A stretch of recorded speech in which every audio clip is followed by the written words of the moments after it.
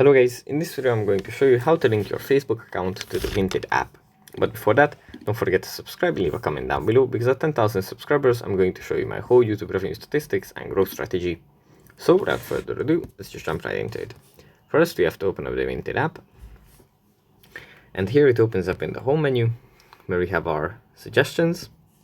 From here we have to go into the profile menu, then tap on settings, then tap on account settings.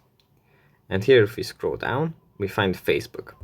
If you tap on the link next to it, we are going to be redirected to a page. And then we can just tap on continue as the name of the account that we have. And then we can just link the account to Facebook. So that's pretty much it for this video. Hope it was helpful for you guys, and I'll see you in the next one. Bye.